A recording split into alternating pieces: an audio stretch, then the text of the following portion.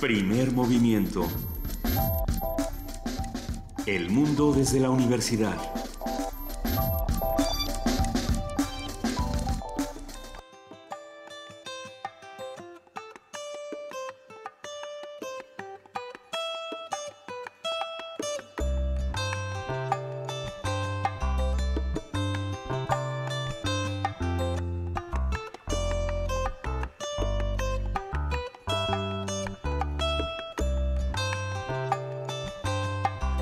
Sociales, en Facebook como Primer Movimiento UNAM y en Twitter como PMovimiento, o escríbenos un correo a primermovimientounam@gmail.com.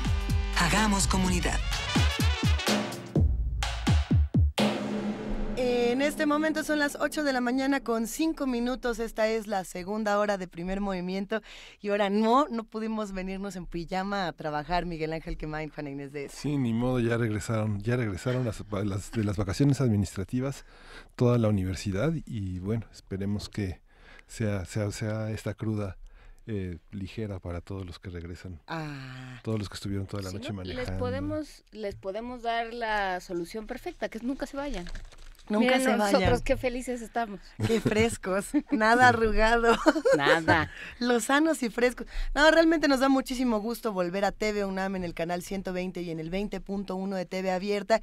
Les habíamos contado que el equipo de TV UNAM se dio una necesaria vacación. Todo ser humano necesita de pronto un par de días para reposar. Si en su trabajo no le dan vacaciones, hay que reflexionar qué está ocurriendo y exigir de vez en cuando un día. Y si usted es su propio jefe, de pronto dése un día para que no le dé el síndrome del burnout. Justamente esta idea entre calvinista, salvaje, capitalista, y ya no sé cuántas... Del progreso, como lo decían al final de la semana pasada. ¿Cuántas ideas de progreso tan equivocadas nos han llevado a pensar que el que toma vacaciones pues es menos, es flojo, que el que nunca toma vacaciones? Pues evidentemente no. Nosotros, por supuesto, nos tomaremos vacaciones de manera escalonada. ¿Quién va primis? Creo que yo voy primis. ¿Tú? Sí. Luego yo. Ajá. Pero acuérdense que la próxima... Miguel Ángel, qué chido, ¿eh? Miguel Ángel, que tiene un alma calvinista irreductible. Sí. Y que no sabe qué hacer de sí cuando no viene a trabajar, quién sabe cuándo se tome vacaciones.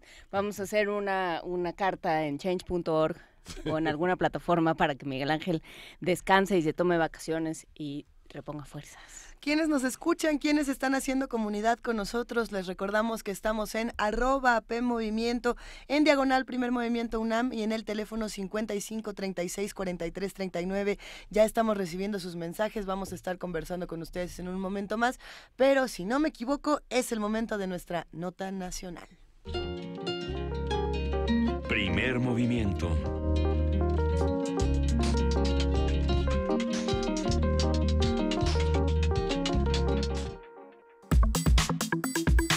Nota nacional. La semana pasada, habitantes de las comunidades de San Lucas, Ixcotepec y Santa María Ecatepec del municipio de Yautepec, en Oaxaca, protagonizaron un violento enfrentamiento por un conflicto agrario que dejó un saldo de 13 personas fallecidas. La Fiscalía General del Estado de Oaxaca informó que integrantes de bienes comunales de Santa María Ecatepec supuestamente fueron atacados por los habitantes de San Lucas y Xotepec cuando ingresaron a la zona para realizar trabajos de limpia en un predio de 3.660 hectáreas de tierras que está en disputa desde hace más de 39 años. A partir de esta nota que se generó la semana pasada sobre el conflicto en Yautepec, Oaxaca, vamos a hablar sobre los conflictos por la tierra y la respuesta de la autoridad con Armando de la Cruz Cortés.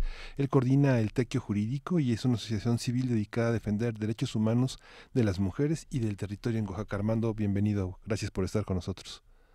Muchas gracias, Miguel. Pues gracias a ustedes por el espacio para conversar respecto a esta problemática, derivado de la posesión de la tierra en comunidades agrarias. Cuéntanos, Armando, muy buenos días, gracias por tomarnos la llamada. ¿Qué es lo que pasó en Yautepec? Mira, quisiera comentarte de entrada que se está hablando de una relación de tensión entre dos comunidades agrarias. Por un lado estamos hablando de Santa María Ecatepec, que es una es una comunidad agraria en términos agrarios, en términos administrativos es un municipio, ¿no? Y por el otro lado, una comunidad que se llama San Lucas Ixcotepec. Esta es una agencia de policía municipal en términos administrativos que pertenece a San Carlos Yautepec, pero también es en el régimen agrario, es una comunidad agraria. Entonces estamos hablando de dos comunidades agrarias chontales, ¿no? Una con categoría municipal y otra con categoría de agencia municipal. Ambos pertenecen al distrito de San Carlos Yautepec, Oaxaca. Ixcotepec es una agencia de policía que pertenece al municipio de San Carlos Yautepec, y Santa María Ecatepec, pues por sí es un municipio, ¿no? Entonces, estas dos comunidades pues han tenido efectivamente una disputa por la tierra desde ya, estamos hablando de más o menos 38 años, que inició con la anterior Ley Federal de la Reforma Agraria, y que bueno, que esto, pues esta situación ha pues tristemente derivado en el asesinato de 13 personas, como se ha difundido ya en la noticia, ¿no? ¿Cuál es el conflicto que hay al centro de este enfrentamiento? Mira, pues se habla de un conflicto por la tierra, de una superficie de 3.600 hectáreas que no está ejecutada. Es decir, hay allí un procedimiento agrario por definir a quién corresponde la propiedad, la posesión de esta superficie de tierra, y que incluso está en un litigio ante el tribunal, que ha derivado también en diversas reuniones de conciliación con la Junta de Conciliación Agraria, con la Procuraduría Agraria, con la Secretaría General de Gobierno, y que bueno, no ha habido avance significativo en ese sentido, ¿no? Entonces, ahí está digamos de fondo esto. También quisiera comentarte que pues desde antes ha habido denuncia de ambas comunidades, ¿no? En cuanto a que ha habido puntos de tensión entre ambos pueblos. Lo último que se registra es que en el 2016, más o menos, pues la comunidad de Santa María Ecatepec puso una cadena justo a la salida del pueblo, una cadena sobre la carretera de Tazatería, que comunica a otras comunidades como San Lucas Ixcotepec, San Juan Acaltepec, Santo Tomás Teipan, Santo Domingo Chontecomatlán y otras comunidades que están, digamos, hacia arriba de la montaña, de la cordillera de la sierra. Ambas comunidades están muy cerquititas. Santa María Ecatepec y San Lucas Ixcotepec están un promedio de media hora andando, ¿no? 40 minutos andando. Entonces son comunidades que están muy cerca. Entonces, desde el 2016 el acomodar esta cadena por parte de Ecatepec, pues sí elevó de cierta manera la tensión en la zona, ¿no? Entonces también fue objeto de denuncia de parte de San Lucas Ixcotepec. Entonces creo que estas condiciones pues tampoco ayudaron mucho, ¿no? Elevó el nivel de tensión respecto a la situación ahí de la tierra. Por otro lado, creo que también el hecho de que se esté trabajando en una zona que aún no se declara por un tribunal en resolución, también esto pues ha elevado, ¿no? El nivel de tensión entre ambas comunidades. Y bueno, ahora se tiene como resultado este asesinato para 13 personas, ¿no? Y bueno, aún más se eleva la tensión en ese sentido. Uh-huh. En 1998 extraoficialmente había más de 600 conflictos, oficialmente había cerca de 400, pero con la creación de la Comisión de los Pueblos Indígenas, que ahora está al frente una persona que evidentemente desconoce absolutamente cualquier, no hay en su currículum una sola referencia a un mundo indígena, se han desatado aún más conflictos. Tenemos cerca de 364 conflictos, de los cuales más o menos 32 son muy graves y explosivos en Oaxaca, que es el segundo lugar nacional en esos términos. ¿Quién debe de mediar? ¿Cómo se debe hacer respetar la justicia cuando sabemos que, bueno, como bien dice, son lugares donde no hay transporte, prácticamente son lugares que se comunican andando, ¿no? A veces hasta 3 o 4 horas, no sé, San Miguel en la punta de la montaña, lugares que no tienen acceso. ¿Cómo hacer respetar la justicia? ¿Quién lo tiene que hacer? Mira, Miguel, creo que efectivamente hay varias situaciones ahí. Una, pues si bien es cierto que para dirimir, para resolver cualquier asunto están los tribunales agrarios, lo cierto es que las sentencias que se han emitido por parte de los tribunales no han sido las mejores, porque no se han ejecutado, justamente porque no hay una condición favorable entre ambas comunidades que permita esa atención. Por un lado, ¿no? En el nivel interno, pues, están los comisariados de bienes comunales, están los consejos de vigilancia, que son como vamos a decirle, como las instancias directas en la comunidad que velan por el seguimiento de la comunidad y también de la tierra. En ese sentido, yo creo que sí es importante la intervención de una instancia que permita pues un diálogo, no solamente de autoridades o de órganos de representación agraria, sino tiene que implementarse, a mi manera de ver, una intervención de asambleas que permite el diálogo de asambleas, porque muchas veces cuando los acuerdos se hacen entre comisarios de bienes comunales o consejos de vigilancia, cuando estos acuerdos llegan al seno de las asambleas, pues simplemente son rechazadas o no son respaldadas. Entonces creo que debe haber una metodología de intervención que permita un diálogo de asambleas. Por supuesto que esto puede resultar más complicado, más difícil, pero a mi manera de ver puede ser mucho más efectiva. Entonces, en mi punto de vista, la intervención de las instancias de gobierno como las juntas de conciliación agraria, la Secretaría General de Gobierno, incluso los tribunales, no tienen esa forma de intervención, porque buscan que la gente recurra a los tribunales y tienen que viajar 12 hasta 15 horas en una diligencia que puede durarte media hora o simplemente en donde la otra parte no llega. Entonces no son las condiciones, creo, mejores para la atención de un conflicto, ¿no? Porque entonces el Estado se vuelve un administrador de los conflictos y no contribuye a resolverlos. Y bueno, se volca su atención cuando tenemos resultados lamentables como el caso de Santa María Ecatepec, ¿no? En donde perdieron la vida 13 personas, y entonces buscas movilizar la policía, buscas movilizar el ejército para que puedan, digamos, entre comillas, dispensar la situación. Sin embargo, creo que esto no es la resolución, ¿no? Se tiene que buscar otros mecanismos que permite el diálogo de comunidad a comunidad, de asambleas a asambleas.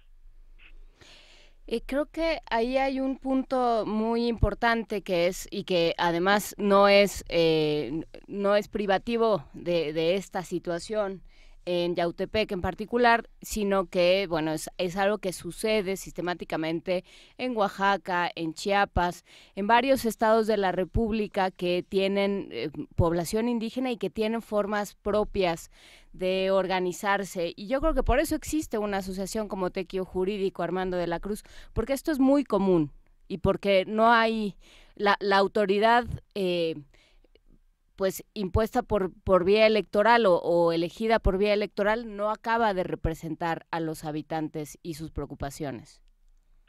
Sí, efectivamente, bueno, se habla en Oaxaca de más de 300 conflictos agrarios oficialmente. Sin embargo, también tenemos conocimiento que hay otros conflictos que no están registrados, ¿no? Solamente en la zona de Yautepec se pueden registrar fácil 8 o 10 conflictos agrarios que están ahí, ¿no? Que no tienen este nivel de tensión que se puede registrar entre San Lucas y y Santa María de Catepec. Entonces hay conflictividad en ese sentido, y creo que pues ahí es importante. Nosotros como asociación civil creemos que se necesitan fortalecer los pilares comunitarios que te permitan pues atender cualquier problemática, ¿no? Cuando nosotros hablamos de los pilares comunitarios, estamos hablando de esa tenencia colectiva de la tierra, porque efectivamente en las comunidades indígenas hay una visión especial con relación a la tierra, y muchas veces también esta visión especial con relación a la tierra está desconocida en los tribunales agrarios, y muchas de las veces pues solamente se ve como bueno, es una fracción de tierra, porque pelean esa tierra, sino no se va de fondo. Hay una cosmovisión finalmente ahí de relación especial por ambos lados, ¿no? Y creo que eso hay que tenerlo presente en esas relaciones, y en ese sentido la colectividad de la tierra es un elemento importante que no se tiene que perder de vista y que ayuda al fortalecimiento de la comunidad. Tenemos igual en ese sentido las asambleas comunitarias, por eso creemos nosotros que los temas relacionados con la tierra deben abonarse desde las asambleas comunitarias, y aquí creemos que es importante el papel de las mujeres, porque si bien es cierto que muchas decisiones en relación con el territorio lo toman los que son comuneros legalmente reconocidos, muchas veces se excluye de esas asambleas la opinión de las mujeres, que en mi punto de vista tiene que valorarse, sobre todo en una situación de tensión como es como la que estamos debatiendo ahora, ¿no?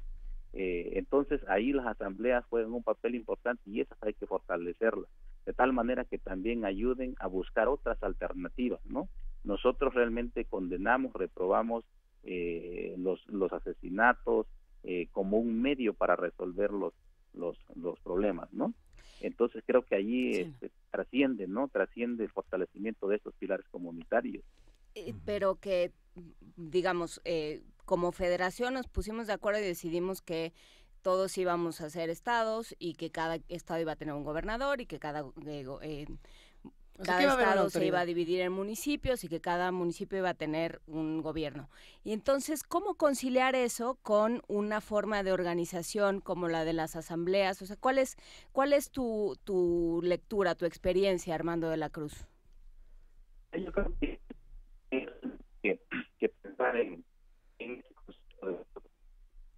estamos el concepto de concepto de pueblos indígenas, porque efectivamente ese sistema de administración, digamos, ¿no? En estados, municipios, no ha ayudado mucho porque pues ha generado diversas conflictividades. Aquí, sobre todo, lo que vemos nosotros incluso en esta misma zona, en estos municipios, hay un nivel de tensión solamente por la distribución de los recursos municipales, ¿no? Justamente porque vienen de la federación, de los estados a los municipios, en los municipios se quedan y hacia las comunidades no bajan. Entonces, creo que se tiene que repensar esa forma de administración, pensándose en pueblos indígenas, pensándose en territorios indígenas, que permita también, por un lado, empezar a debatir, a dialogar respecto a esas conflictividades, en donde se pueda ver el territorio como un pueblo, ¿no? Como un pueblo chontal en este caso. ¿Qué primeros pasos tendría que dar, Armando, digamos, la autoridad a la que le toque para acercarse justamente a estas asambleas y para tratar de entablar un diálogo saludable? Porque una cosa es tener diálogo y que acabe todo peor, ¿no? Y de empezar a formar, digamos, puntos para que se tengan diálogos saludables y para entenderse los unos a los otros, si es que se puede. Bien, yo creo que es importante primero la relación de confianza.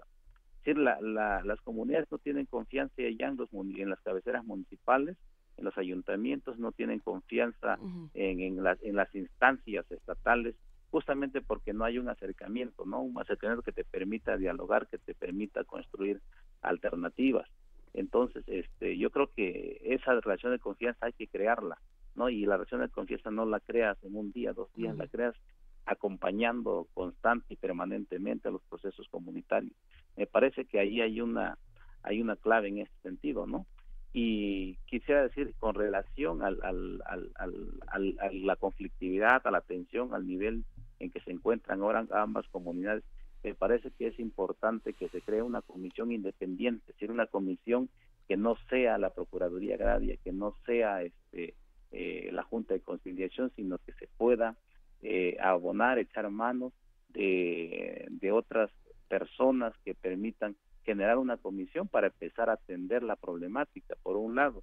La otra, me parece que en el nivel de las familias que fueron pues afectadas en este sentido, es importante allí un acompañamiento psicosocial que ayude también a generar un canal, pues digamos, de desahogo de estas emociones, de estas molestias, de esta tensión. Me parece que allí es importante que se pueda dar atención, porque eso de cierta manera ayuda también como a atender la tensión que ahorita existe, ¿no? Entonces creo que en el nivel de confianza, por un lado, tiene que empezarse a generar, porque eso es lo que no hay, ¿no? Y es donde efectivamente no ayuda a un canal de comunicación.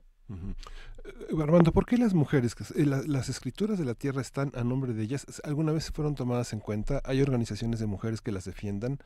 ¿O simplemente es una cosa más técnica? Porque en la carta que publicó usted, el Portequio, el 19 de julio, señala reiteradamente el papel de las mujeres, que no son tomadas en cuenta, pero pienso, por ejemplo, desde 2002 se había contabilizado cerca casi de 200 huérfanos como resultado de distintos asesinatos en Oaxaca. Sí, mira, nosotros creemos que muchas veces no se dice cómo los conflictos afectan directamente a las mujeres. Yo solamente me quiero imaginar cuál es la situación que están viviendo las mujeres en Ecatepec y las mujeres en San Lucas, cuando seguramente ellas no tomaron una decisión al seno de las asambleas respecto a esta problemática de la tierra, simplemente porque muchas de ellas no son comuneras legalmente reconocidas, por tanto no tienen un espacio en donde puedan tomar decisiones como comuneras, ¿no? Entonces, y bueno, efectivamente muchas de ellas son las que tienen el impacto más fuerte, ¿no?, en la comunidad, y bueno, no hemos todavía documentado, pero nosotros vamos a estar atentos a lo que va a pasar, porque en estos casos muchas veces hay desplazamientos de familias completas, justamente por el temor a una venganza, por el temor a que el conflicto se vaya elevando, porque siga habiendo más ataques, ¿no?, confrontamiento entre ambas comunidades. Entonces ese punto a nosotros personalmente nos preocupa, y queremos también que se abra un abanico en ese sentido para analizar esta situación. No en todas las comunidades están reconocidas como comuneras, si bien tienen acceso a la tierra, trabajan la tierra, no tienen formalmente reconocidos una calidad de comuneras, y esto pues sí derivado desde los reconocimientos y titulaciones de bienes comunales antes de la reforma del 92, cuando se levantaban los padrones económicos o los primeros censos. Muchas de las veces las mujeres no eran incorporadas más que las viudas o las que tenían hijos menores a su cargo. Entonces ese es un tema también de cierta manera legal también, ¿no? Claro. Armando, para despedir esta conversación, nos preguntan en redes sociales cómo acercarnos al trabajo que están realizando y cómo lo podemos apoyar. Mira, nosotros tenemos, por un lado, tenemos una página www.tequiojurídico.org que permite pues el describir de la manera general el trabajo que nosotros hacemos. Tequio Jurídico tiene 20 años de trabajo con comunidades chontales en términos de capacitación, asesoría, acompañamientos a procesos de organización. Entonces nosotros creemos, como te decía, en el fortalecimiento de los 5 pilares comunitarios, la tierra colectiva, el sistema de cargos, las asambleas, los tequios como trabajos organizados, y creemos también que es importante pues que las comunidades sean sujetos de sus propios procesos, ¿no? Entonces está esta página, si pueden escribirnos también a través de ese medio. Tenemos un correo que es contacto@tequiojurídico.org. Si también alguien está interesado en conocer más del trabajo, pues por ese medio nos pueden contactar. Perfecto, Armando de la Cruz Cortés, coordinador justamente de Tequio Jurídico, te mandamos un gran abrazo solidario. Pues igualmente les regreso un abrazo a ustedes. Muchas gracias por esta oportunidad de conversar estos temas, y ojalá que no sea la primera ni la última vez. Así será, seguiremos haciendo comunidad todos juntos. Gracias, Armando. Un abrazo, que estén bien, buenos días. Primer movimiento.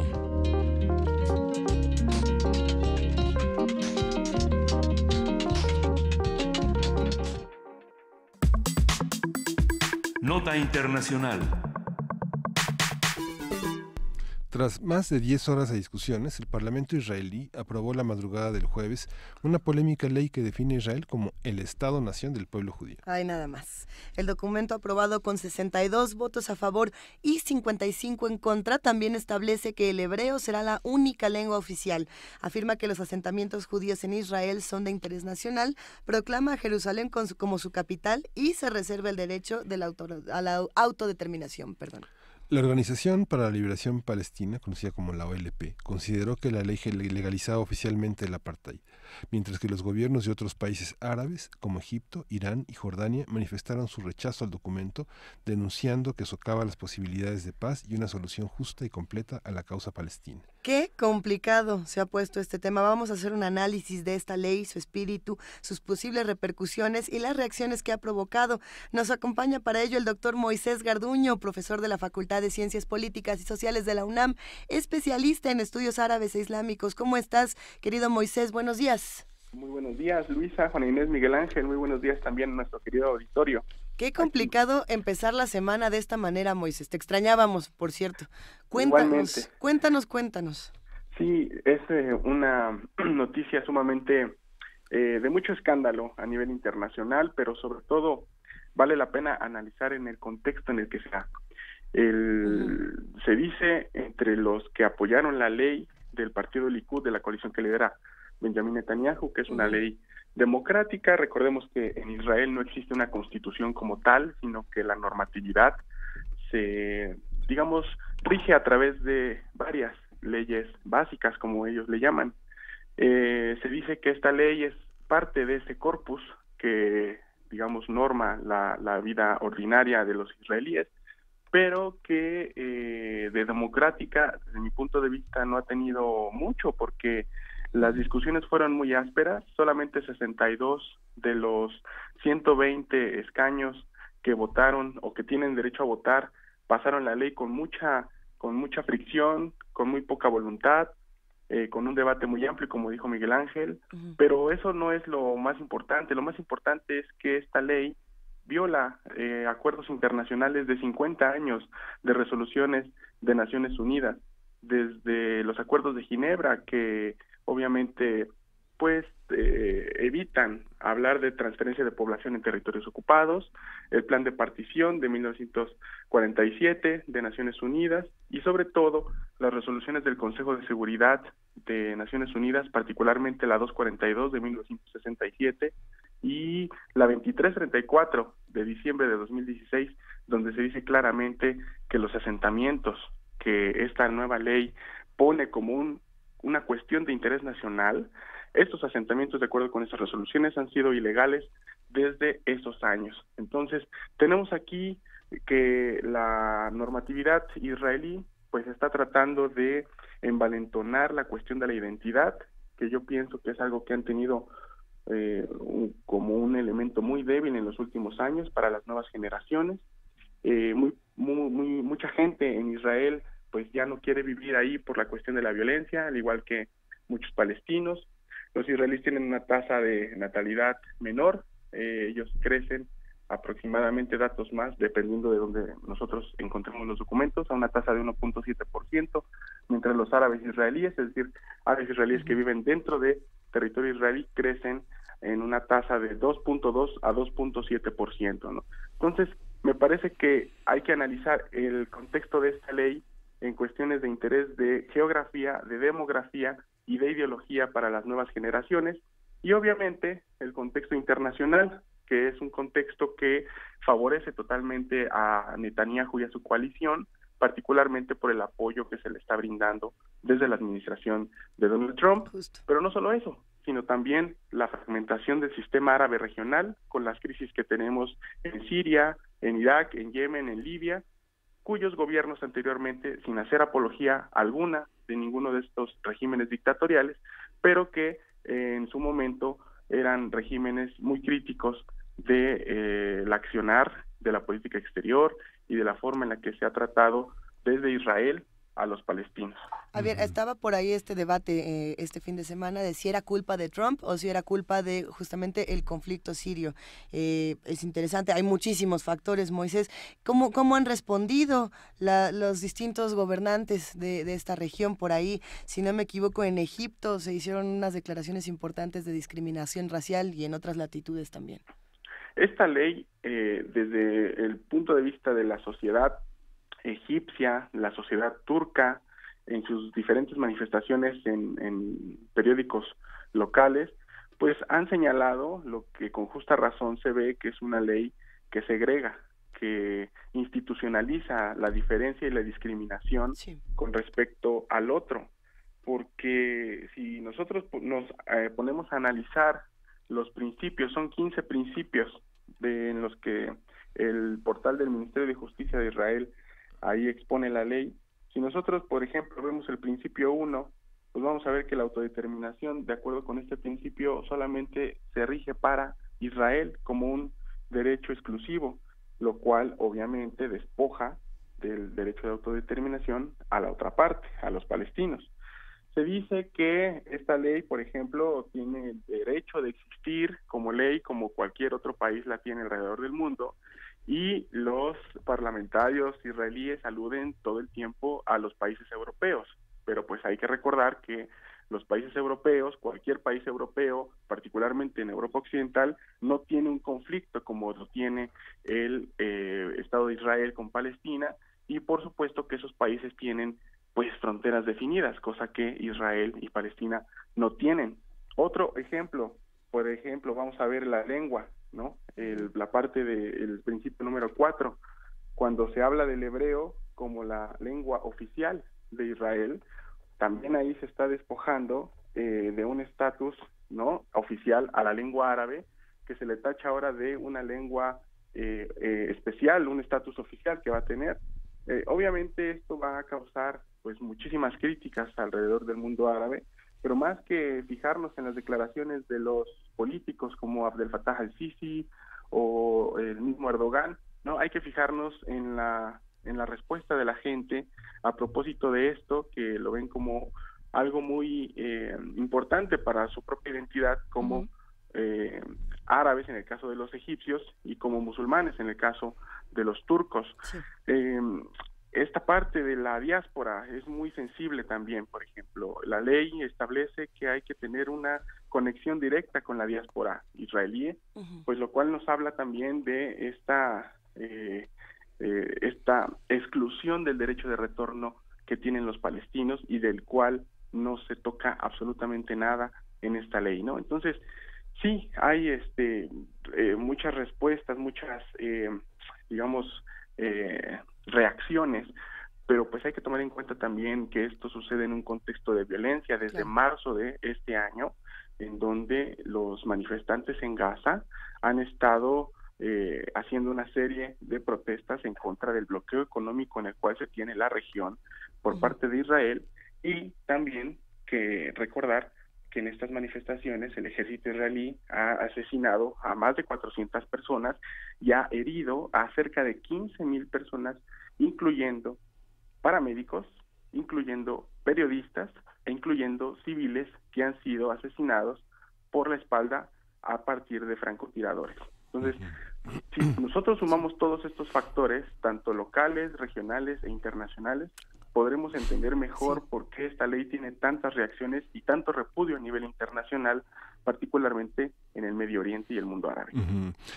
La petición, esto que mencionas de la parte demográfica, Moisés, es muy interesante porque, bueno, Netanyahu aplazó la ley de subrogación, que prácticamente es uno de los problemas graves en la vida cotidiana en Israel, que esta parte ley de subrogación? Es la posibilidad de tener una fertilidad asistida. Gran parte de muchas de las mujeres con ciertos recursos viajan a Moscú para ser fertilizadas y también para el comercio de los la adopción de niños rusos, que es una parte muy muy fuerte. Las más adineradas viajan a Nueva York, que es porque está prohibido en Israel. Luego esta parte de Reuven Rivlin, que señaló que oponiéndose a las ciudades exclusivamente para judíos, señalando que drusos, mizrahís, la comunidad LGBT, los jaredís quedaban fuera prácticamente de todo este mundo, ¿no?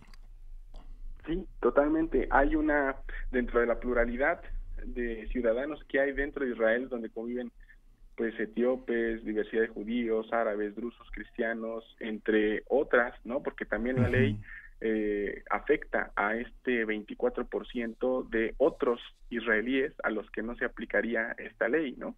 También por eso al interior de Israel hubo manifestaciones en contra de esta ley por parte de algunas voces que se autodenominan como de centro, que aludían justamente a que esta no era la manera de ir avanzando en el proyecto de consolidación de lo que ellos llaman una independencia del Estado de Israel. También hay que considerar el aspecto doméstico en el que vive el gobierno de Netanyahu, que no olvidemos que tiene acusaciones de corrupción y que también sobre él pesan estos asesinatos de los que hablamos hace un momento. Así es. Entonces, me parece que también es un momento muy útil para Netanyahu echar a andar esta ley y llamar la atención hacia el debate de si es o no útil,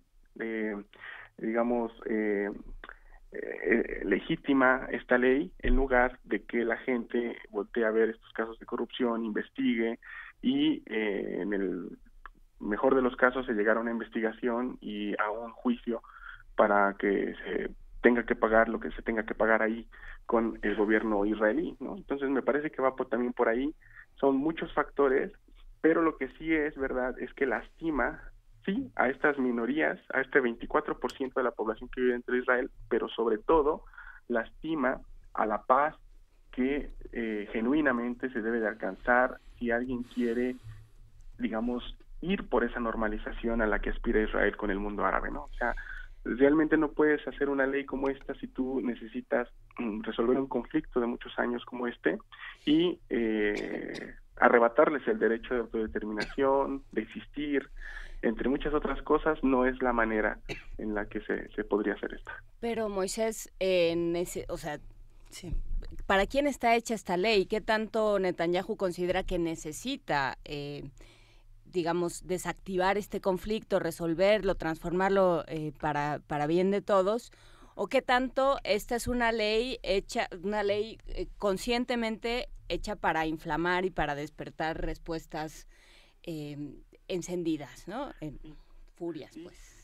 Sí, es una excelente pregunta también porque me parece que el mayor beneficiario es la coalición que lidera Netanyahu, que es una coalición de extrema derecha y que pues aquí refleja el interés de la maquinación de estos políticos que han venido aprovechando la administración internacional ahí de Trump, el contexto internacional en el que se da, sí, y avanzar lo más que se pueda, ¿no? ¿Cuáles son los argumentos para esto? Bueno, hay tres evidencias: el cambio de la embajada de Estados Unidos, esta ley que se acaba de echar a andar, y por supuesto ningún avance en las mesas de negociación o en los procesos de negociación, porque lo que está ofreciendo ahorita Israel mediante el llamado Plan Trump, que es prácticamente despojar de Jerusalén a Palestina y darles un poblado en el sur de Jerusalén como su capital, es prácticamente otro ejercicio más de humillación. Y esa política es una política total del ala de derecha y de ultraderecha, particularmente del partido Likud. Entonces me parece que ellos son los principales beneficiados de esta política y la van a mantener hasta que ellos puedan realmente conseguir reelegirse, claro, o puedan conseguir algún aspecto en política exterior que les permita tapar los actos de corrupción, los gastos innecesarios en propaganda y toda una serie de cosas que han mantenido en alfileres la legitimidad ante su propia población de esta coalición, ¿no? O sea, Siempre culpan a Hamas de que ellos hacen lo que hacen porque está Hamas amenazándolos todo el tiempo. Ellos legitiman lo que hacen porque está Irán, porque todo el tiempo hay una amenaza ahí regional, porque antes estaba Saddam Hussein. Entonces, ellos es la misma estrategia reciclada, pero ahora con un contexto internacional a favor.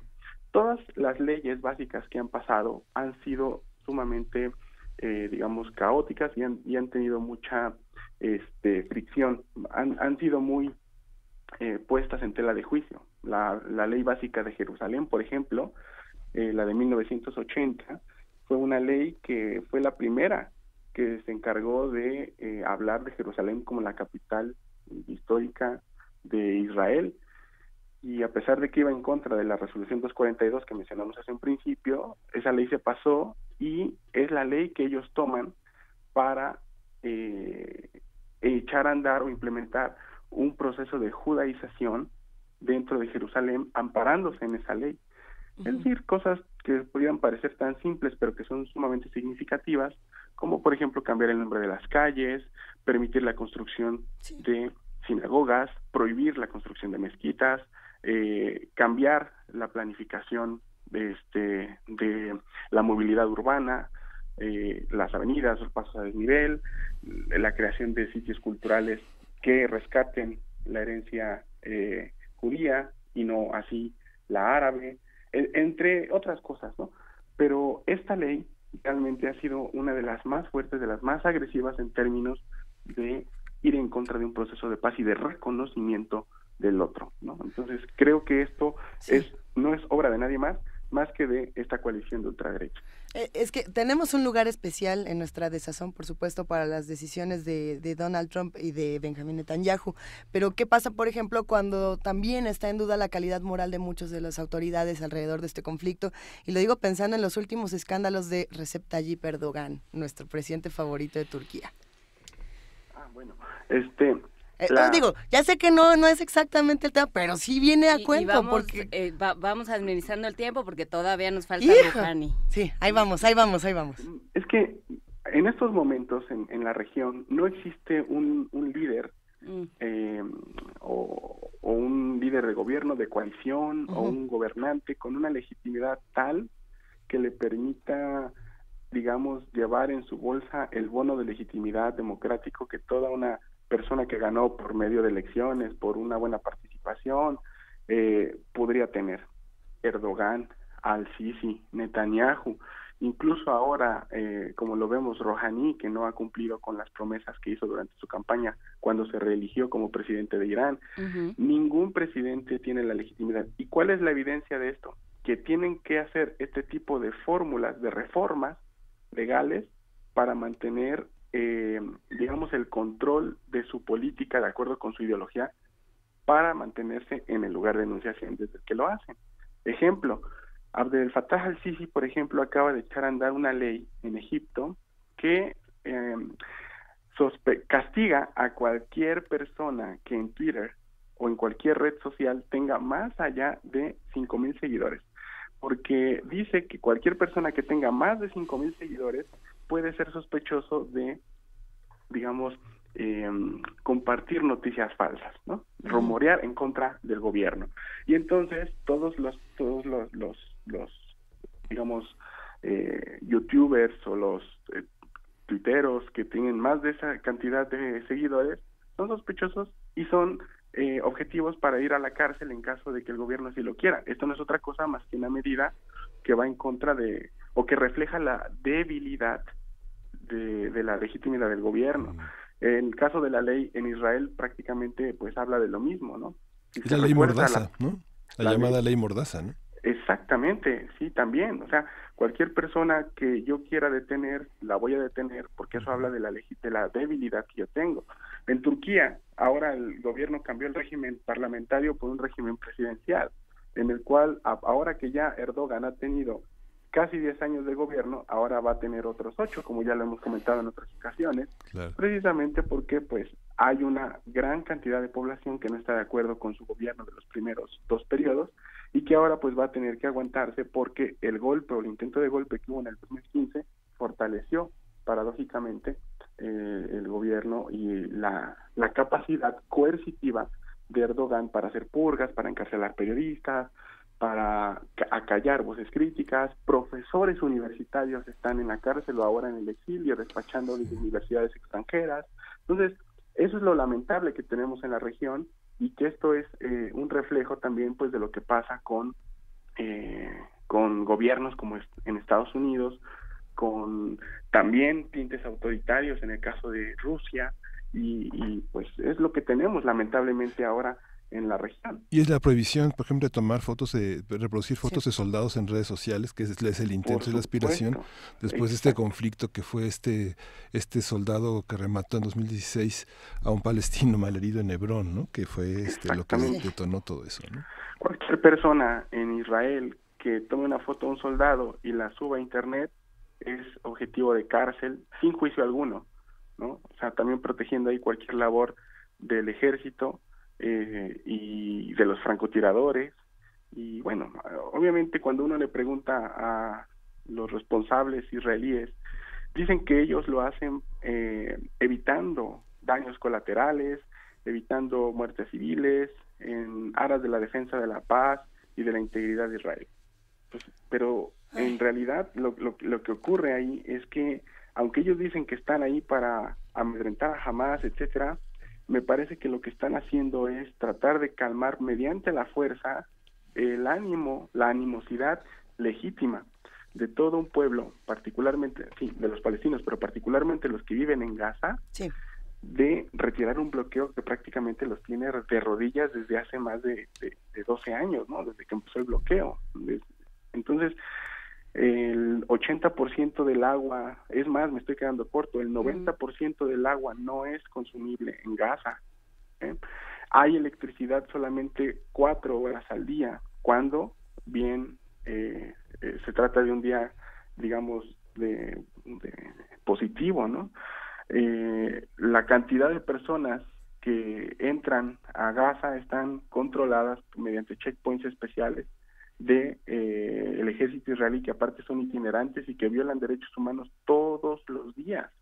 Egipto no hace más, es decir, Egipto hace su parte también en la franja de Rafah, que es la otra entrada que puede tener uno para Gaza desde Egipto. Hace exactamente lo mismo, replica la violación de derechos humanos, las detenciones, las exclusiones injustificadas, la separación de familias también. O sea, son prácticas sistemáticas de disuasión para unas personas que están en su legítimo derecho, ¿no? O sea, si un manifestante se protesta en Tel Aviv, como las protestas que hubo ayer a favor de la comunidad de diversidad sexual, está bien, no hay ningún problema, se les documenta, se les cubre, se les protege. Pero si un manifestante protesta en Gaza, se le dispara por la espalda. Entonces, aquí también hay estas diferencias en la parte de la vida ordinaria de una persona que sale a manifestar. En Jerusalén, ya no hablemos de Gaza, en Jerusalén, una persona que levanta la bandera palestina dentro del complejo de Sharif el Haram es detenida y es llevada a prisión solamente por levantar su bandera palestina en medio de estos sitios que son sitios patrimonio de la humanidad. Entonces, a ese tipo de cosas responden, claro, con ejercicios totalmente de represión y opresión. Ahora sí, podemos dedicarle 5 minutos al duelo de tweets duelo de declaraciones entre la madre de todos los pleitos. Rouhani y Trump. Sí, y de hecho no está desconectado. Claro, de hecho, a quien más le interesa, a quien más le favorece esta guerra de tweets, pues es a Israel. Es música ligera para Israel, para Arabia Saudita, para Emiratos Árabes Unidos y para estas personas, digamos, de actores no estatales como los Mujahideen Khalq, que es un grupo anti-iraní que se ubica en Washington.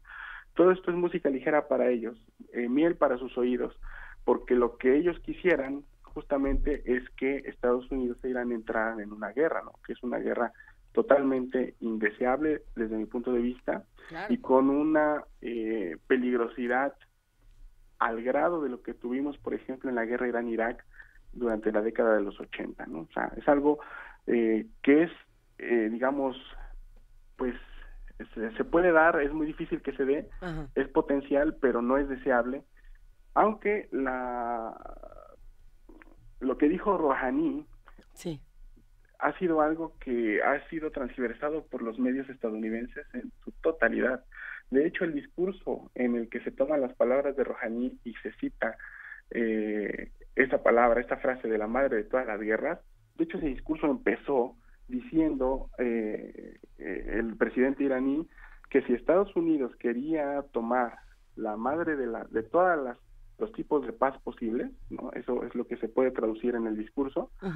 Irán estaba dispuesto a hacerlo, pero si Estados Unidos estaba dispuesto a hacer la guerra, entonces se iba a encontrar con la madre de todas las guerras. Ese es el contexto integral del discurso. Mira, tampoco estaba tan bonito el discurso, tampoco era tan inclusivo y buena onda. No, claro, pero la prensa estadounidense trata de tomar lo que hace a Rouhani mucho más agresivo de lo que fue el discurso completo, ¿no? Ignorando la primera parte y exacerbando la segunda. Obviamente después viene el tweet de Trump, que fue, si vamos a las palabras, fue un tweet mucho más agresivo y mucho más, en eso se pinta solo el señor, fue un tweet mucho más agresivo y mucho más transgresor, que realmente ya llamó ahí la atención de la prensa mundial. Lo que quiero decir con esto, sin hacer apología alguna, es que hay que recordar, hay que contextualizar todo esto. O sea, Estados Unidos e Irán tenían un acuerdo firmado en 2015 que estipulaba todos los canales posibles de interés nacional para ambas naciones. Estoy hablando del acuerdo nuclear. Y Estados Unidos lo denunció de manera unilateral. Entonces, este tipo de cosas no es, digamos, una excusa, ni mucho menos, pero aquí, aunque se quiere poner a Irán como el actor agresivo, el que amenazó a Estados Unidos, pues realmente el que dio la primera entrada para que se diera todo este ambiente, pues fue la denuncia, y fue Estados Unidos, la denuncia del acuerdo nuclear. Segundo, hay que ver también el ambiente doméstico. Ahorita en Estados Unidos, por ejemplo, tenemos la serie de críticas que le han llovido a Donald Trump después de la cumbre que tuvo con Vladimir Putin en Helsinki. El hecho de llamar nuevamente la atención con esto, para desviar la atención de la separación de las familias, de las críticas que se vio débil contra Putin, porque cree más en el presidente ruso que en sus agencias de inteligencia, es muy, digamos, ofertable este tipo de distracciones para la prensa. Y para Irán también. Hoy amaneció el rial en una de sus peores jornadas en los últimos 2 años. Particularmente el rial ya se está vendiendo 94,000 riales por dólar, lo cual habla también pues de una debilidad económica iraní que pues también sirve llamar la atención hacia otras partes, ¿no? En sí, lo que podemos decir es que las tensiones suben, pero a quien más favorece pues es a los actores que no están en esos tweets, ¿no? O sea, es Arabia Saudí, Israel y Emiratos Árabes Unidos. Pues hasta aquí llegamos, doctor Moisés Garduño. Te mandamos un gran abrazo y te agradecemos por este comentario de la mañana. Les mando un saludo a los tres y también un fuerte abrazo a nuestro auditorio. Vamos a seguirle dando seguimiento a todo esto. Seguiremos, Moisés, gracias. Hasta luego. Hasta luego. Vamos a una pausa y regresamos aquí a Primer Movimiento. Primer Movimiento. Hacemos comunidad.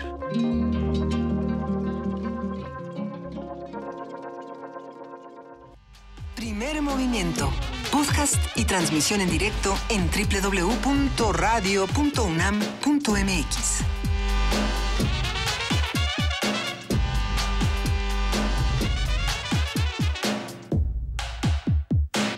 En este momento son las 9 de la mañana con 5 minutos. Hoy es lunes 23 de julio y qué bonito se siente cuando es la tercera hora de Primer Movimiento y de pronto ves que todo el mundo regresó a trabajar y que venimos y nos abrazamos y hay una parte diabólica que hace se acabaron sus vacaciones.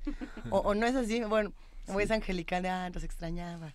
Qué bonito que estamos todos aquí. Juana Inés de esa jefa de información, Miguel Ángel Quemain, ¿ahora qué?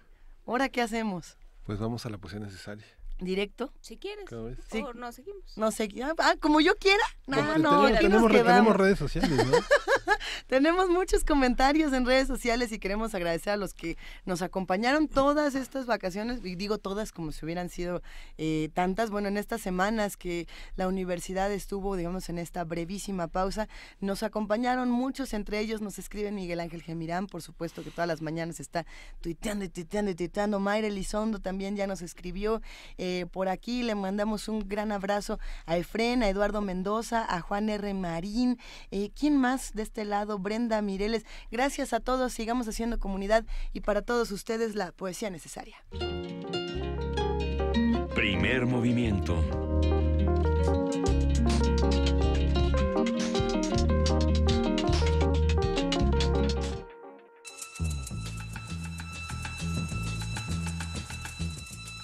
Es hora de poesía necesaria.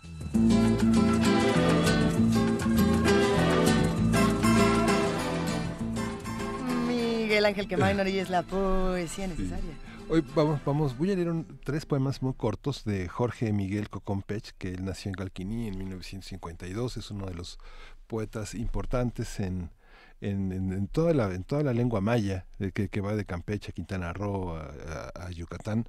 Él es un poeta, ensayista, traductor muy interesante. Él se formó como agrónomo en Chapingo, ha estudiado comunicación, televisión, pero bueno, desde muchos fue considerado uno de los poetas representativos latinoamericanos en el Festival de Poesía de Nueva York en 2016. Y lo vamos a acompañar con la música de Xamán. Xamán Ha es una voz maya que dice agua del norte y es un grupo de jazz con ritmos latinoamericanos y que se formó en 1987 en Playa del Carmen y bueno, pues vamos a escucharlo. Jorge Miguel Cocompech, estos poemas. Dice: el ladrido de un perro es su forma de... El ladrido de un perro es su forma de morder los harapos de la noche. La serpiente vegetal. La enredadera, cuando escala el tronco de un árbol, pretende atrapar su alma. Lo que ignora esta serpiente vegetal es que el alma de un árbol no está en el interior de su corteza, sino en el canto de los pájaros. La casa de tu alma. Tu nombre es la casa de tu alma. Ahí habitan tus padres y tus abuelos. En esa casa milenaria, hogar de tus recuerdos, permanece tu palabra. Por eso no llores la muerte de tu cuerpo, ni llores la muerte de tu alma. Tu cuerpo permanece en el rostro de tus hijos. Tu alma eternece en el fulgor de las estrellas. Primer movimiento.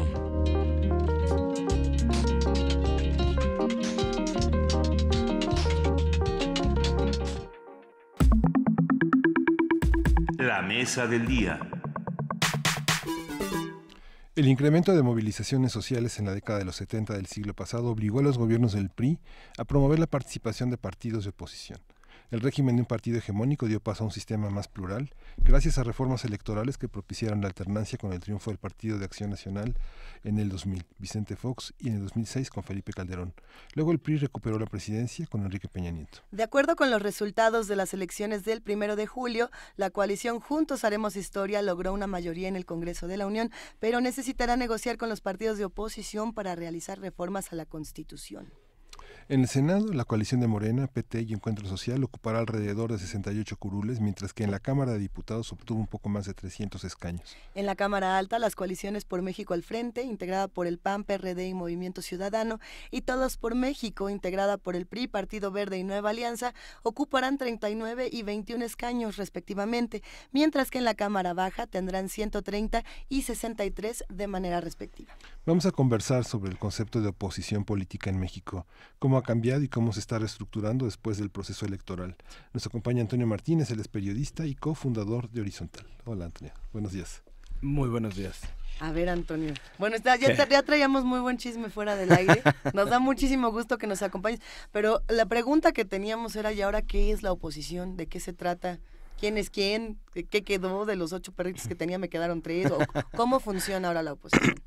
Bueno, yo comenzaría diciendo que pues a partir de las elecciones o a partir de lo que fue el proceso electoral, sí, hubo una reconfiguración muy grande en primer lugar, de las estructuras partidistas.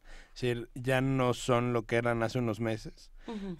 Vemos todos se contrajeron en cuanto a su poder, en cuanto a su representación formal dentro de las instituciones, y eso, pues por un lado, costará trabajo ver cómo va evolucionando eso. El PRD ya ha anunciado como su quinta o sexta refundación en estos años. El PAN ya se está levantando, pues hay una serie de disputas alrededor de qué significa el panismo hoy y cómo debe reconfigurarse ese partido político. Lo mismo está sucediendo con el PRI.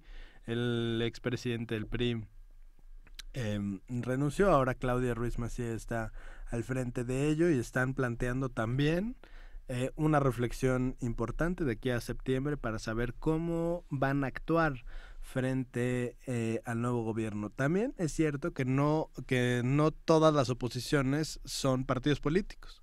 Es decir, me parece que durante el proceso electoral lo que vimos fueron empresarios o grupos empresariales que claramente actuaron como una oposición política contra Andrés Manuel López Obrador directamente, y que poco a poco se han ido limando esas asperezas. Ha habido puentes de diálogo en estas semanas, pero son claramente un factor importante, y lo mismo sucede con la sociedad civil organizada.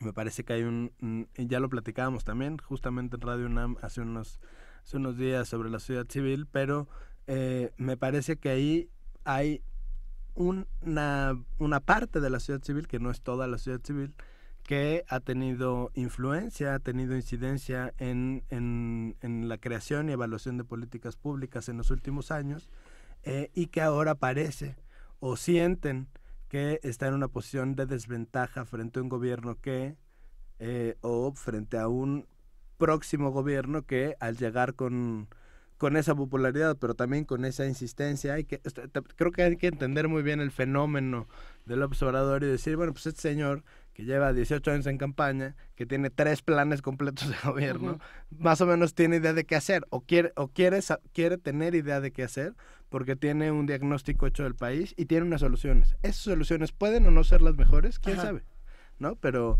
pues ahí está, y entonces la sociedad civil dice, estamos en desventaja porque no nos van a escuchar. Yo me iría un paso para atrás. Te pediría que no le pegaras a la mesa porque brincan todos los radioescuchas cada vez que le pegas a la mesa. Pero Antonio Martínez, me iría un paso para atrás y te diría, ¿para qué sirve la oposición? Digamos, desde un punto de vista de teoría política, es muy común que oigamos términos como la cohabitación en Francia, como el problema de tener un Congreso opositor, porque entonces no se aprueba nada, no se puede hacer nada, y el problema también que implica tener un Congreso todo del lado del presidente. Entonces, ¿para qué sirve la oposición? Políticamente, ¿para qué sirve? Bueno, creo que la oposición, particularmente en México, sirve para moldear o para representar aquellas voces que no necesariamente están en el poder.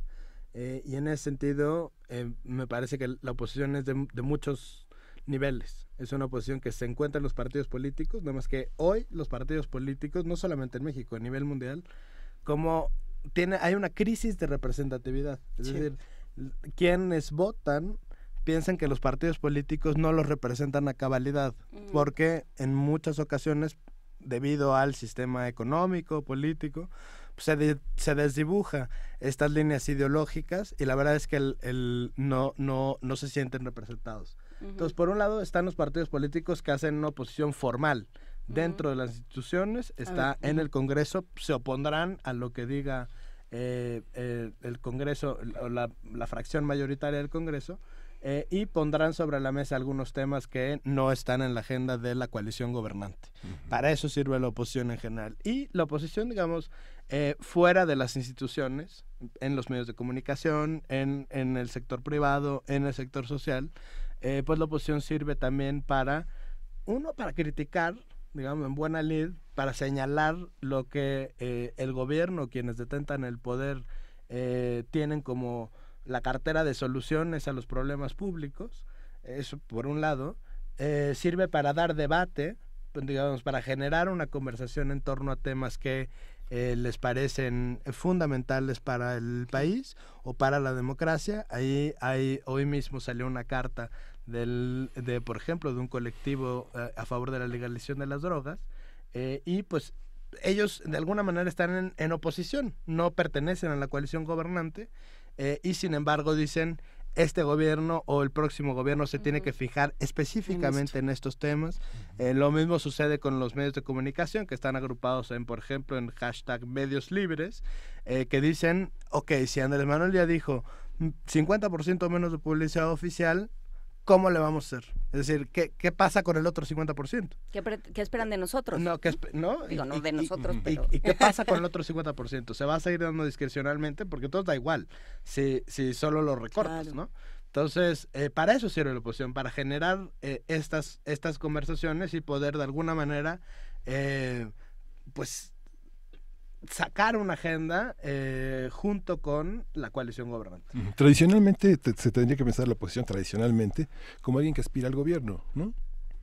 Sí, digamos que en el sistema electoral alguien que está en la oposición es alguien que quiere que los que gobiernan no gobiernen, sino que en la próxima elección gobiernen los otros. A mí, honestamente, me gusta pensarla de esa manera. Yo en ese sentido soy muy clásico y conservador. Me gusta pensarla de esa manera porque, en efecto, las tareas públicas, que es donde la oposición o el gobierno se ven de manera más clara, son espacios que se deben de ocupar. Creo que también lo que vimos, o algunas de las críticas que vimos durante el proceso electoral, particularmente con el sector privado y los empresarios, fue que aparentemente tienen un plan de gobierno, pero no quieren asumir ese rol, ¿no? Entonces es una figura mucho más pues oscura de alguna manera, porque no, o sea, son empresarios y dicen, bueno, pero por otro lado presentan una cartera de soluciones para problemas públicos para el país que en realidad los benefician a ellos, presentan una serie de cosas en las que se tienen que fijar el presidente, el Congreso, la Suprema Corte, pero por otro lado no quieren asumir el poder. A mí me parece que el cómo se ha ido organizando el sector privado en México en los últimos 20, 30 años, me parece que su ciclo un poco está desgastado y tendrían que pensar desde mi punto de vista por la vía electoral. Es decir, ver cómo se pueden organizar quizás en un partido político para acceder al poder.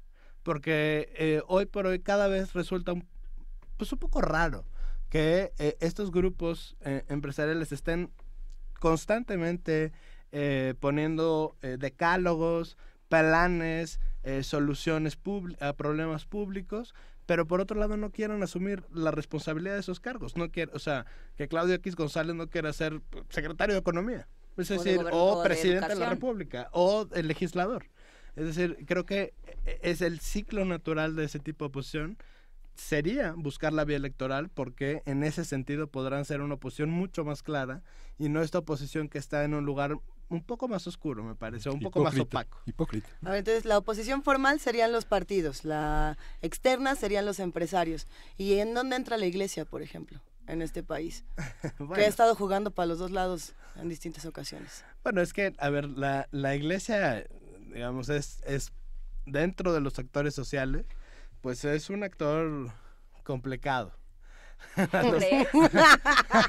No. ¿En este país te parece? A los que somos devotos del laicismo, pues sí, es complicado tener eso. Por un lado tenemos que entender como digamos, la representación social que sí tiene. Este país particularmente tiene una mayoría católica. Han ido creciendo, por ejemplo, los grupos evangélicos, pero tiene una mayoría claramente católica, claramente guadalupana, y donde en muchos lugares del país, claro, aquí en la Ciudad de México pues nos sentimos muy progres y todo, y ya todo puede estar separado, pero en muchos lugares del país es la iglesia o las instituciones religiosas, ya sea católicas o evangélicas, las que brindan un primer soporte a las comunidades en donde habitan. Y entonces en ese sentido es complicado jugar con ellos. También es cierto que no, o sea, lo que sí hay que separar son los agentes de el poder eclesiástico. Es decir, no es lo mismo la gente de las diócesis y los obispos, o sea, los que hacen la política de la Iglesia en México, que los practicantes religiosos y quienes hacen cosas en las comunidades, porque vemos, por ejemplo, gente que está trabajando muy fuerte con derechos humanos, migrantes, tal, que claramente vienen de la teología de la liberación, que vienen de una serie de prácticas cercanas a la religión, pero que no están en la política religiosa. Y otra cosa es ver cómo los obispos pues mandan a los gobernadores. O sea, tienen una relación claramente política ahí, donde la separación iglesia-estado pues siempre está en una tensión muy fuerte. Entonces creo que hay que separar esos procesos. Me parece que no está mal que la iglesia o las experiencias de la iglesia jueguen como un actor más, pero sin la parte más de la política eclesiástica. Parece que hay experiencias de la iglesia en temas, por ejemplo, de pacificación o de construcción de comunidad que han sido exitosas en otras partes del mundo, y que vale la pena escuchar esas, porque además tienen una serie de valores, los valores judio-cristianos, que en realidad están representados en todo el resto de la sociedad, ¿no? Como la solidaridad, como el amor al prójimo, lo que sea, ¿no? En ese sentido me parece que la experiencia debe ser separada de la política eclesiástica, que en este país pues es tremenda, ¿no? Y ahí sí tenemos obispos, arzobispos, tal, que hacen una política tremenda y que sí tratan de manipular al poder público, y eso debemos de reprobarlo 100%. Mayra Elizondo hace una pregunta en redes que es interesante. Dice, si uno no es oposición, ¿entonces qué es? Pues sí, ¿no? Está o sea, bonito. si votaste por el que ganó, entonces ¿ahora qué haces? ¿Ahora qué somos? ¿Ahora qué somos? ¿Ahora qué son? ¿Qué somos? ¿Qué serán? Que era un poco Ajá. lo que tú decías fuera del aire, ¿no? No es por andar revelando tus secretos, Antonio Martínez, pero sí es algo muy común. Todos tendríamos que ser oposición, o hay algo de la oposición que nos tendría que tocar a todos, o cada quien que haga lo que quiera. ¿Cómo lo entendemos? No, yo creo que, es decir, digamos, no necesariamente uno tiene que ser oposición, uno es ciudadano, ¿no? Y la ciudadanía entendida en su nivel más básico, pues es la comunidad política a la que pertenecemos. Y si todos pertenecemos a la misma comunidad política, que es la ciudadanía mexicana, pues en ese sentido puedes o no ser oposición. Sin embargo, los problemas públicos nos afectan a todos por igual, y las soluciones que se plantean desde el gobierno nos afectan a todos por igual. Y entonces ahí, pues claramente si votaste por quien ganó es porque estás de acuerdo de alguna manera con el diagnóstico y con esas soluciones que se plantean. Como ciudadano, lo que va a pasar es que al final vas a acabar exigiéndole a ese gobierno, por más que hayas votado por él, que cambien las cosas, porque tú estás, digamos, a favor o en apoyo de ese gobierno. Al final, digamos, la vida diaria creo que moldea mucho más que el dogma ideológico. Porque en la vida diaria, cuando llegas a una ventanilla y no seas, o sea, y el cambio entre, por decir algo, Mancera y Claudia Sheinbaum no cambió el trato que te dan en la ventanilla o el trámite X, Y o Z, en ese momento el ciudadano que pertenece a esa comunidad política, pues le va a exigir igual que le exigía al otro, ¿no? O debería. Pero creo que esa experiencia en la vida diaria es lo que también va a cambiar, o cambia cómo el ciudadano se concibe frente al gobierno. Me parece que si votaste por el que ganó, no tienes más que seguir contento porque ganó el que ganó y esperar a que gobierne. Lo que pasa es que aquí, en esta llamada cuarta transformación, hay una prisa por querer demostrar ese cambio, por querer gobernar, antes de que, pues no sé, estamos corriendo antes de caminar. Antes que le den el acta de presidente electo, ¿no? Entonces, en ese sentido, hay una tensión entre las expectativas, y los actores que podrían estar en oposición, pues salen mucho más fuertes. Lo estamos viendo con el tema del fideicomiso, como ya hay gente que estaban en la oposición durante la campaña, que no saben qué hacer, pero que están aprovechando ese momento para decir que se anule la elección. Bueno, pues quién sabe si se va a anular, pero digamos, son espacios donde las oposiciones pueden salir fortalecidas. Es que el temor se sostiene en que no han gobernado para todos. El temor es esta parte, ¿no? De un gobierno que gobierne para todos, con los que no están de acuerdo con él y con los que sí están de acuerdo con él, que es algo que no ha pasado en muchos gobiernos, sobre todo en el PRI, ¿no? Sí, no, desde luego que sí. Me parece que también aquí el concepto de oposición y de ciudadanía, o la práctica de eso en un gobierno que, por lo menos en el discurso, se asume como inclusivo radical, pues generará también varios, pues no sé si problemas, pero sí cuestiones de bloques amplios que no permitan tanto disenso, sino que se genera una relación difícil como consecuencia de esta inclusión radical que pretende el nuevo gobierno.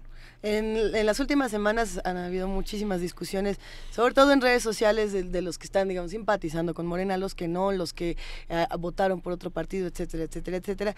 Y muchos decían, es que sí se puede que haya oposición dentro de un mismo partido político. Es decir, si hay mayoría de Morena en diferentes espacios, puede haber igual oposición dentro de... ¿Eso existe o es como una... o es como decir, es que no todos nos caemos bien, pero aún así nos caemos bien? ¿A qué se refiere? ¿Sí se pueden tener oposiciones dentro de un mismo partido político o no? Pues depende del partido político. Por ejemplo, o sea, pero al final todos van a votar igual, aunque tengan ideas por ejemplo, diferentes. en los estatutos del PRD está contemplado que pueda haber corrientes, de lo que luego los medios llamaron las tribus, corrientes de opinión que puedan, pues, trabajar ciertas agendas, aunque no estén de acuerdo con la presidencia del partido. El PRD gobernó en la Ciudad de México y sí veíamos cierta tensión, incluso entre los legisladores electos que pertenecían a una u otra corriente. Y se generaba, digamos, una suerte de conversión política al respecto. En el PAN, digamos, en el PAN también hay ciertos grupos que se disputan al interior. El PAN, digamos, tiene una disciplina partidista hacia afuera mucho más grande que el PRD, pero que al interior sí se dirimen, y lo vemos en las elecciones, cuando eran más democráticas en el PAN, cuando se elegían al presidente del partido, al secretario general o a Acción Juvenil, veíamos cómo había un choque y una disputa al interior. En Morena, por ejemplo, los estatutos prohíben la formación de corrientes y tribus. Y en ese sentido, la oposición se vuelve más complicada. Ese partido en particular se concibe como un movimiento, y ese movimiento pues tiene líderes a los que hay que seguir, hay que estar de acuerdo con ese proyecto. Entonces, depende del partido político que hay. Yo creo que está bien o no, o sea, depende de las circunstancias Movimiento, de cada uno. hablando con Antonio Martínez, periodista y cofundador de Horizontal.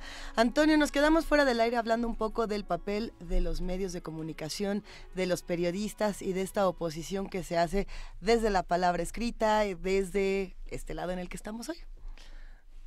Sí, a mí la verdad es que el papel de los medios en el gobierno que viene es de lo que me parece más interesante, o de los procesos más interesantes que pueden suceder, ojalá que sucedan, dentro del panorama político, democrático, social en México.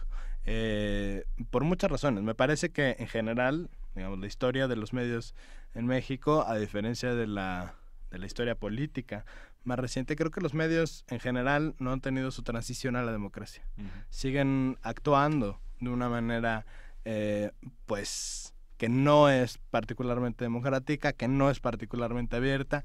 El modelo de financiamiento de los últimos años a través de la publicidad oficial pues ha dañado terriblemente las líneas editoriales o las prácticas periodísticas dentro de los medios de comunicación. Vemos cosas muy raras y muy pues malas, de mala calidad en los medios, precisamente por este binomio entre la publicidad oficial y las prácticas o los modelos de negocios de los medios. En ese sentido, creo que ahora hay una oportunidad interesante para que los medios y los periodistas se pregunten qué tipo de cobertura van a hacer de este gobierno. En parte porque muchos de los colegas periodistas, pues, digamos, de alguna manera, velada o expresamente, impulsábamos la idea del cambio y estar a favor de Andrés Manuel López Obrador, o, digamos, en contra del PRI o del PAN, y las investigaciones periodísticas iban enfocadas hacia ahí y era muy, digamos, no sé si era muy fácil, pero no sé,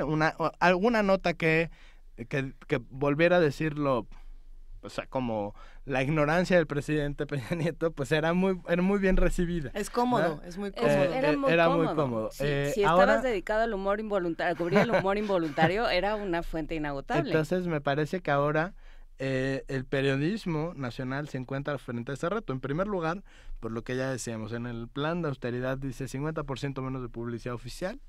Algunos medios, el colectivo Medios Libres dice, ok, pero el otro 50, ¿cómo lo vas a repartir? El mayor problema de la publicidad oficial hoy es que no hay criterios claros para repartirla. No solamente no hay criterios claros, sino no hay muchas razones en realidad para repartirlas. Hay las campañas típicas de salud, de educación, digamos, de interés, que claramente tienen interés público, y luego hay un montón de dinero, pero muchísimos. Estamos hablando de miles de millones de pesos que se reparten de manera discrecional, y cuando uno ve los datos, pues dice, ¿por qué un periódico, por decir algo, y no quiero pues juzgar ni la calidad ni la circulación, pero no, digamos, no hay criterios. Dices, ¿por qué un periódico como La Crónica, que yo rara vez lo veo ni siquiera en un puesto de periódicos, recibe la misma cantidad de publicidad oficial que El Universal, que se supone que es un periódico nacional, que digamos que circula más, que lo que sea? Ese tipo de discrepancias no se entienden. Y la única manera de entenderlo es un favor discrecional. O sea, alguien le está haciendo un favor a uno u otro para que sobreviva a esos medios de comunicación y que pues reproduzcan las notas que se pretenden desde un lugar del poder. Entonces me parece que esta reducción, esta oportunidad también entre los periodistas que pasaron claramente de ser oposición al gobierno o al establishment a de alguna manera estar a favor, o sea, voluntaria e involuntariamente, se necesita una reflexión colectiva, me parece, de parte de los medios, de los periodistas en conjunto, que podamos pensar cómo deben ser, cuál debe ser ese papel y qué tipo de coberturas podemos hacer en un gobierno como el que se viene, que será, pues me parece que sí, un tipo de gobierno muy distinto a lo que hemos visto. Ya estamos viendo un cierto estilo de gobernar, unas formas alrededor. Me parece que va a haber pocos espacios al interior para la disidencia, y creo que sí es necesario que se haga una conversión colectiva alrededor de eso y ser autocríticos sobre los modelos de financiamiento de los medios, sobre el uso de la publicidad oficial y su intervención en las líneas editoriales. Eso sí hay que decirlo sí o sí. Y hace poco, cuando vino el relator de libertad de expresión de la OEA, Edison Lanza, nos reunimos varios directivos de medios y yo veía mucha resistencia de parte de los directivos de medios muy grandes, nacionales, de hablar de publicidad oficial, de que no se dijera en la relatoría de los relatores, en el documento que al final presentaron sobre este tema y la intervención que tienen las líneas editoriales. Al final logramos que se incluyera en el informe final de los relatores, que ya está en línea, pero o sea, en las juntas que son de carácter privado y que no se puede decir quién dijo qué, pero sí puedo decir que había mucha resistencia de parte de los directivos de medios grandes de que eso fuera un tema central, porque saben que les afecta en su negocio. Y yo creo que es momento, aprovechando este cambio, pues de también pensar cómo puede ser una transición democrática en los medios de comunicación. Desde pensar por qué tendría que existir o no la publicidad oficial, todo eso es una reflexión que hay que tener y que dejamos en el tintero para tenerla contigo en un futuro cuando las cosas estén más claras, Antonio Martínez. Pero pensando también en términos teóricos y en justamente no solo cómo se van a situar ciertos medios o ciertas posturas frente al nuevo gobierno, sino también cómo se va a colocar ese gobierno y cómo va a responder ese gobierno a las críticas, porque y a aquello lo que sea que se conforme como oposición durante el próximo sexenio, porque tenemos la muy mala experiencia de Estados Unidos, donde cada uno de los lados se ha reafirmado o se va reafirmando en, ya ves, te lo dije, es nefasto, ¿no? De uno y de otro lado. Yo creo que ahí hay que revisar las dos posturas, la de la prensa liberal, entre comillas, como lo que sea que signifique, y la de el presidente Trump y la gente que lo sigue o la gente que está en su gobierno. Entonces, ¿cómo responder? ¿Cómo es una buena discusión, una buena relación, por más que sea antagónica, por más que sea con problemas? ¿Cómo es una buena relación entre gobierno y oposición? Pues creo que el único camino es el diálogo, ¿no? Me parece que una democracia que no, eso lo decía John Stuart Mill, una democracia que no se ve como un sistema donde se dialoga, pues no es propiamente una democracia. Me parece que en ese sentido hay que impulsar los ejercicios de diálogo entre los actores en disputa. No para que se genere un consenso, sino para que esas disputas, aunque se mantengan, se dialoguen de una manera inteligente y que se busquen puntos en común. A veces los hay, a veces no los hay, y no pasa nada si no los hay. Pero lo que no está bien es no sacarle al diálogo. Ni los veo ni los oigo. Exacto. Me parece que en este caso, en este gobierno, ya hay un par de señales de diálogo y hay un par de señales de no tan diálogo, ¿no? O sea, lo vimos con el tema de la fiscalía, que al final fueron recibidos el colectivo de la fiscalía, que han estado oponiéndose al modelo que pretende López Obrador, y al final fueron recibidos. Se instaló una mesa de trabajo con Tatiana Cloutier, con Zoe Robledo, y aparentemente va a haber una ruta de trabajo formal donde haya un diálogo constante entre los actores. Me parece que eso es pues un buen modelo. También me parece que está bien y no hay que tomárselo personal cuando alguien que está en el gobierno no le parece, o sea, que hable de alguna cobertura periodística y diga, esto no me parece que está. Aunque todo pasa por los medios, digamos, los lugares de debate, digamos, son los foros académicos, ¿no? Otros lugares de debate son las comisiones que investigan, tanto en el Senado como en la Cámara de Diputados, que investigan los temas, son los informes que ahora las organizaciones no gubernamentales presentan, pero todo pasa a través de los medios, todo. O sea, digamos que los académicos que se reúnen 17 personas para discutir un tema, las cámaras, las comisiones que son 14 personas, o sea, digamos, todo pasa a través de los millones de personas que frecuentamos los medios.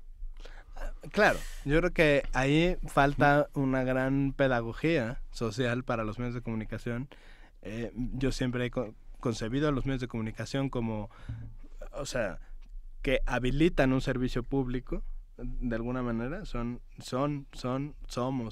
de alguna manera servidores públicos, incluso siendo entes privados, porque lo que estamos ofreciendo, la información, es un bien público, es un bien común para todos. Entonces, en efecto, creo que debe de haber en este diálogo entre los medios de comunicación no solamente el decir cómo vamos a cubrir, sino cómo vamos a cumplir con ese servicio público para que estos diálogos se lleven a cabo, porque no, es decir, esta cosa de decir, bueno, no, es que le di voz a todos, pues eso no es suficiente. Nunca, o sea, eso no es suficiente, porque hay algo mucho más allá, que es, hay una serie de interpretaciones, hay otros actores, ¿no? Entonces no es suficiente darle voz a todos, y creo que sí toca desde nuestra parte, pero también desde la parte de las autoridades, ya sea el Congreso, el Poder Ejecutivo, tal, propiciar estos diálogos que sean públicos, lo más públicos posibles. O sea, muchas veces, claro, las comisiones van y nadie las ve en el canal del Congreso, pero hay que hacer un esfuerzo. ¿Cómo no?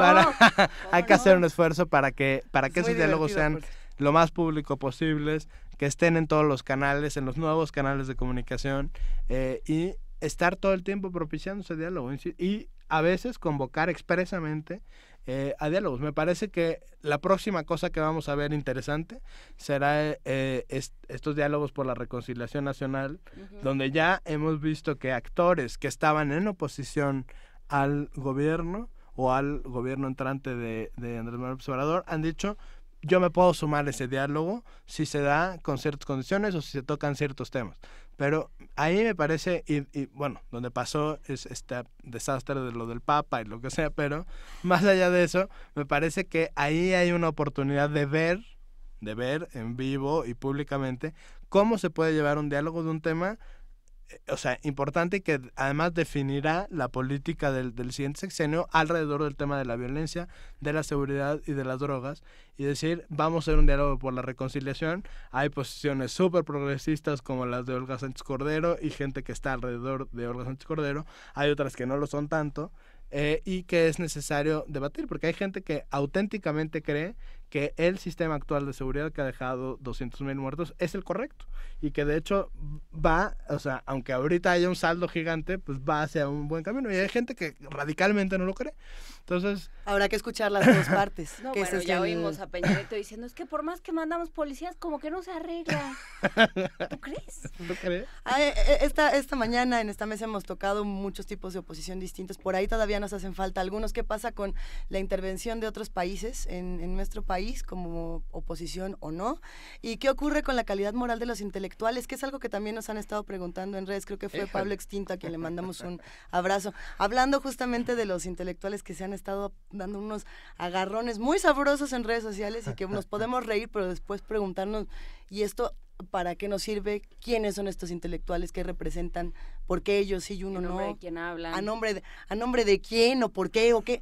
¿Cómo le entramos a estas dos? No, bueno, me parece que en primera hay que entender si es funcional o no funcional la figura del intelectual público en una sociedad como la mexicana y en el siglo XXI. A mí me parece que ya está muy desfasada la figura del intelectual público.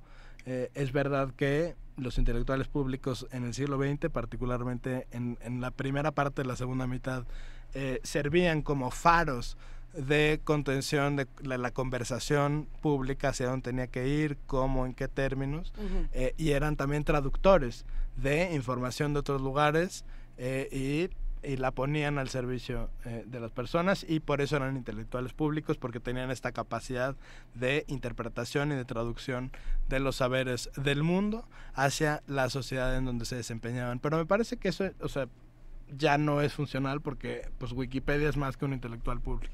Entonces hay que entender el poder que hay dentro de las nuevas dinámicas de comunicación, y entender que esas figuras pues cada vez son un poco más irrelevantes. Es verdad que los medios pueden hacer mucho eco de lo que diga Mario Vargas Llosa, pero desde luego Mario Vargas Llosa, si uno analiza fríamente cuáles han sido sus posiciones políticas, en todas ha fracasado. No solamente ha fracasado en el diagnóstico, sino en las consecuencias, aunque sea un fantástico escritor. Entonces me parece que ahí hay una oportunidad también para entender quiénes son nuestras figuras. Hernán Gómez hace poco decía que se puede venir una nueva ola de comentócratas. A mí no me gusta verlo así. Yo sí creo que puede haber nuevas voces dentro del espectro de la conversación pública, que se debe renovar también el tipo de discurso. Me parece que en esta elección en particular, nuestros intelectuales públicos, Roger Bartra, Enrique Krauss, etcétera, pues simplemente fallaron gravemente en el diagnóstico del país, o sea, lo que ellos pensaban que era México y en lo que ellos pensaban que eran las soluciones, esa columna de Gabriel Said, por ejemplo, que decía, yo voy a votar por Anaya, por el segundo lugar, aunque sea Anaya, pues ya era sí, totalmente, o sea, fuera del país. Pero hay un término, te van a hablar, @Antonio Marvel en Twitter. No, hay una cosa que es tirar línea, ¿no? Que era lo que hacían diversas personalidades en los medios, en el periódico, en medios electrónicos, y que creo que esperamos poder cambiar para algo más horizontal, ¿no? No tiremos líneas, abramos diálogos y que no haya estas figuras todopoderosas que nada más se nos han ido cayendo. El día de la elección, que estábamos todos aquí, veíamos en el monitor y veíamos aparecer a todos, ¿no? Y decíamos, ¿qué estará pensando? ¿Qué estará pensando esta persona en lo más íntimo de su corazón, ¿no? ¿Y ahora qué va a decir? Porque son cosas distintas, ¿no? Una cosa es lo que piensa y otra cosa es lo que dice, en muchos casos. Entonces, eso se tiene que acabar también. Como este programa, Luisa Iglesias. Como este programa, sí, la manita de que el tiempo se nos está acabando. ¿Con qué reflexión final nos vamos a ir esta mañana, Antonio Martínez? Bueno, pues creo que en parte de lo que hemos conversado esta mañana es muy claro que decir diálogo y organización, ¿no? O sea, creo que son dos palabras que quedan ahí. Organización de quienes pretenden ser oposición. Me parece que se deben de entender en un nuevo contexto político y ese contexto político obliga a no hacer lo mismo que se venía haciendo, ¿no? Entonces, en ese sentido es organización. Organización entre pares, entre intereses, porque hay intereses que no quedan propiamente representados en la nueva configuración y hay que darles un cauce. Organización. Y por el otro lado, diálogo. Diálogo, hay que nunca tomárselo personal, desde luego, pero ese diálogo siempre entenderlo desde que la disputa política sobre ciertas cosas nunca va a desaparecer. Punto. Ni debería desaparecer. No, claro, nunca va a desaparecer. No podemos aspirar al consenso, porque aspirar al consenso es ser profundamente antidemocrático. Pues sí. Hay que aspirar a la deliberación y que esa deliberación sea pública, siempre pública, que no sea en privado, que no se decida el futuro de una política pública o del país en una cantina o en un restaurante. En torno a una mesa de cantina. Claro, que no se decida ahí, que se decida en un diálogo y en una deliberación pública. Entonces, con eso me quedo, con organización y diálogo. Muchísimas gracias, Antonio Martínez. Lo encuentran en Twitter como @AntonioMarvel. Y bueno, pues seguiremos conversando. Un saludo a todos los de Horizontal, a todos los del proyecto Horizontal que han estado presentes en este programa de diversas formas. Gracias, Antonio. Afuera. Gracias, afuera. Ya creo que lo puso en la calle. Qué buena conversación. No queríamos que se fuera, así como no queremos que los que hacen comunidad con nosotros se vayan sin dejarnos su opinión de este programa, su reflexión final. Estamos en @PMovimiento, /Primer Movimiento UNAM. Y como ustedes saben, en el teléfono que ya, ahora sí ya contestamos, 5536-4339. Gracias a todos los que hicieron posible este programa esta mañana, al equipo de TV UNAM, al equipo de Radio UNAM, a todos los de Primer Movimiento que están bien padres. Sí. Y que ya regresamos todos. Muchísimas gracias a todos y nos escuchamos mañana. Sí, muchas gracias. Esto fue Primer Movimiento. El mundo desde la universidad.